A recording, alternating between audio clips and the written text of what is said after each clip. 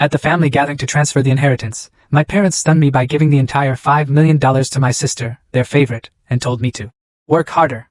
But then my grandpa stood, smiled, and handed me a $55 million check. My mom screamed, "You can't do this to me!" What grandpa did next left her completely speechless.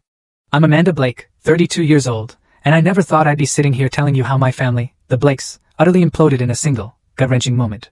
It all started when the lawyer casually announced my parents had secretly funneled our entire $5 million inheritance to my younger sister, Jillian.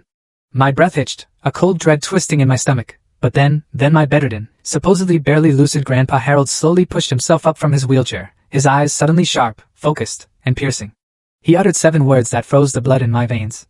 "I know exactly what you've been doing." And in that instant, I realized my entire life had been built on a foundation of lies. Before I dive into the utter chaos that erupted next, I'd love to know where you're watching from today. This family betrayal fundamentally shattered everything I thought I knew about blood loyalty, and honestly, I'm still processing how that one moment transformed our entire family dynamic, irrevocably. If you've ever felt that soul-crushing sting of family betrayal, trust me, karma came for them in the most unexpected, jaw-dropping way. To really grasp the magnitude of what went down that day in the library, you need to understand the Blake family. We weren't just rich, okay?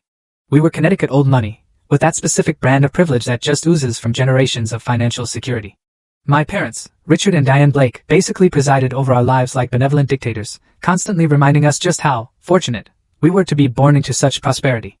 Our little family unit had 5 players: my dad, Richard, the calculating businessman with a Harvard MBA, my mom, Diane, the picture-perfect socialite who managed our family's image with military-grade precision, my brother Ethan, 4 years younger than me and the designated family rebel, my sister Jillian, the baby of the family at 25, and then me, Amanda, the eldest at 32. From my earliest memories, Jillian was just different. The moment she arrived, the whole dynamic in our house shifted. My baby pictures? Tucked away in simple albums in the attic. Jillian? Professional portraits hanging proudly in the main hallway. Her birthday parties were these extravagant, over-the-top affairs with petting zoos and professional entertainers, while mine had been sweet, simple gatherings with a few friends. This pattern just kept repeating as we grew up. "Jillian has your father's business instinct."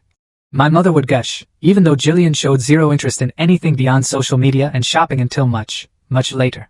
Meanwhile, I was graduating summa cum laude, actively pursuing business courses, and dreaming of joining Blake Real Estate Holdings. The full story added in below.